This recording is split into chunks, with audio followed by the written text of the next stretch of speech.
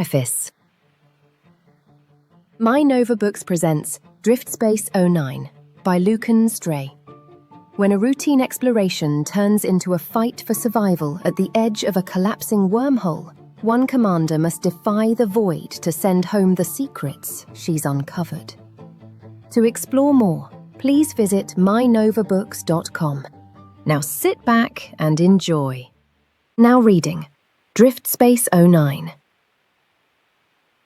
Cold mist coiled along the deck plating of the cryo bay, lapping at the matte black bulkheads of the reconnaissance vessel Astraeus.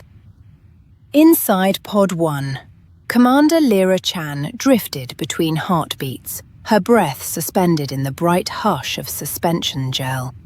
The blue arc of her life red pulsed once, twice. Then alarms shattered the calm. Moments later, somewhere deep in the hull, a faint pop rippled the air, as if the universe itself had hiccuped. The ship tagged it as localized gate torsion, the first sign that the wormhole outside was kinking in on itself. In response, red strobes knifed through darkness. Pod seals hissed. Lyra's lungs seized as Thorgas evacuated, and she lurched out of the capsule, coughing shards of frost. Metal kissed her bare feet, a shock that reminded her she was still flesh, still tethered to a body she had left weeks, perhaps months ago. Overhead, the ship's AI crackled, its codec warping beneath a soft whine of static. Critical navigation fault. Wormhole throat collapse in progress. Manual presence required on the bridge. Still coughing, she snagged her field jacket from the emergency rack, fingers numb. The name strip, Commander L. Chan, felt unreal, as if it belonged to someone lost in a footnote. She forced her legs toward the lift, past the cryopods reserved for Ochoa and Rhee, vacant while the two of them worked outside the hull on EVA rotation. The corridor curved like a ribcage around her. Overhead conduits rustled, cables humming against their brackets as another distortion rippled through the hull. The sound reminded her of wind through dry grass, though there was no air out there, only the fraying fabric of a gate rubbing against itself. By mission, clock 03-17 UTC, she noted the time as the lift shuddered upward. The distortions sharpened into electromagnetic spikes.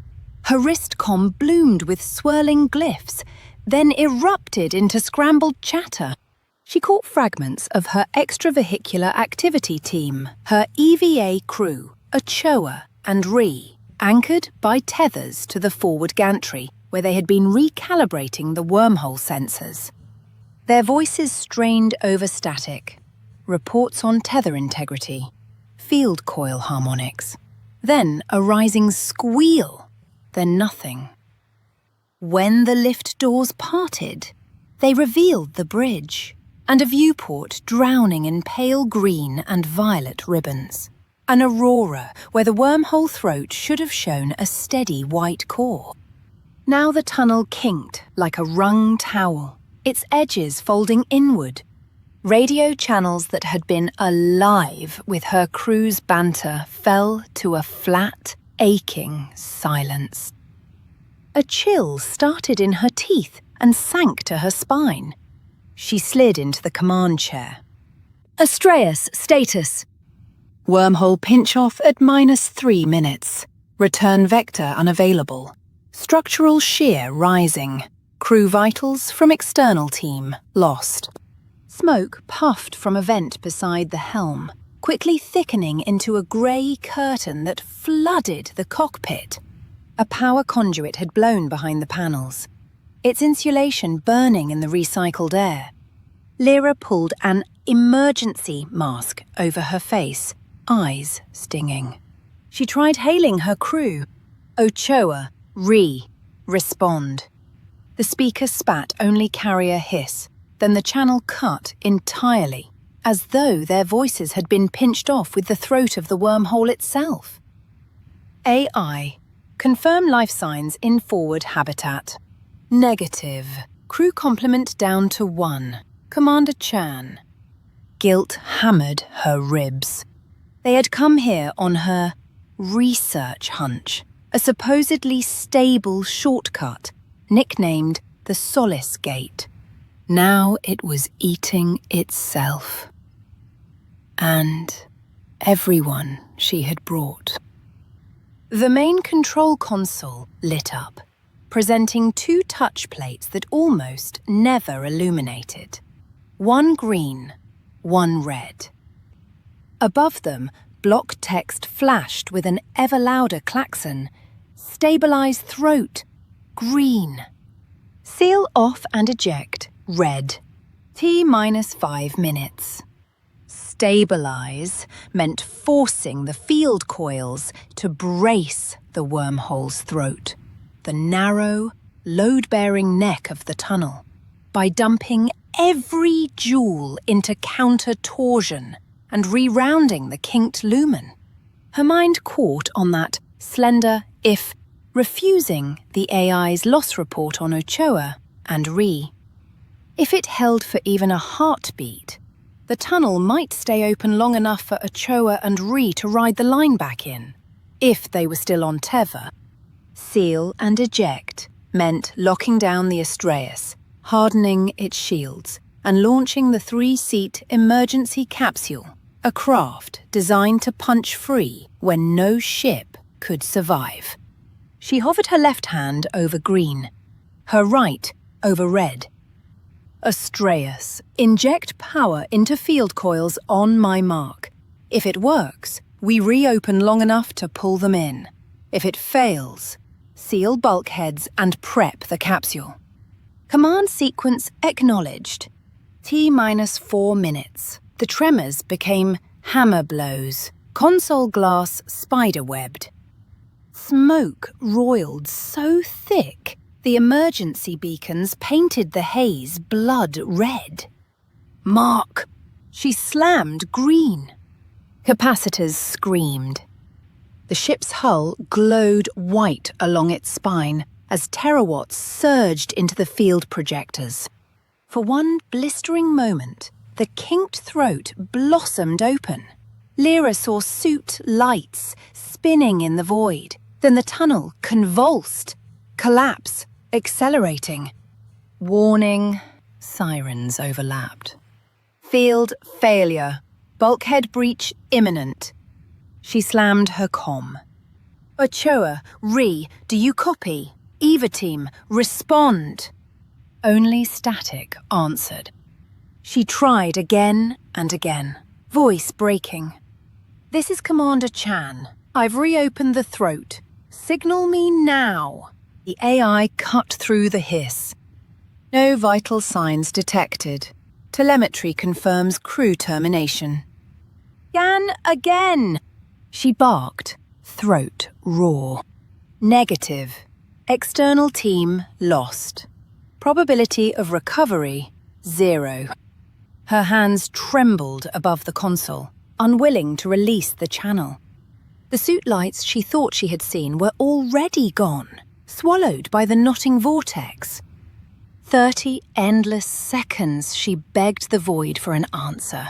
Any answer. None came. Klaxons rose another pitch. T-1 minute to core breach. Survival impossible without evacuation. Smoke blinded her eyes. Guilt carved her chest hollow. She hovered, haunted, then whispered, seal and eject. Execute, red. Explosive bolts detonated. The habitat ring, launch arms, and crawler gantries sheared away. Alarms drove her from the command chair. She staggered toward the emergency lift as smoke swallowed the bridge. The pod bay greeted her with frost-slick rails and the hiss of final repressurization. She threw herself through the hatch, sealing it with a slap of her palm. The canopy locked, restricts coiled tight. Astraeus, confirm capsule status. She rasped. Escape capsule integrity, green. Launch vector, clear. Goodbye, Commander. The floor dropped. Acceleration slammed her back. Fire and lightning strobed past the canopy. Through it, she saw her ship one last time, Astraeus, racked with arcs of violet energy, torn against the collapsing throat before it vanished in a convulsive flare of light. Silence followed, vast and merciless. The pod shuddered once, then steadied, inertial drives humming. A lone transponder ping appeared on her display. Survivor capsule, active trajectory. She was alive. The Astraeus was gone.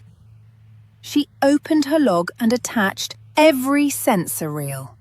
Radiation maps, field coil telemetry, fragments of Ochoa's and Rhee's last transmissions. Then she funneled it all into a quantum burst packet, pointed at Earth's deep space network. Send and mirror to capsule cache. The pod complied. Whether anyone would ever read it was another matter. Far across the light years, 72 minutes later, the Caldera ground station in the Mojave night lost its downlink. Red banners stitched across consoles. Contact lost. Astraeus. Protocol dictated a declaration of mission failure. The controller on duty, wrists pale in fluorescent glare, added the entry. Status: presumed destroyed. Crew MIA. But before the line could close for good, a single malformed datagram squeaked through. Entropy had gnawed its edges, yet three things survived.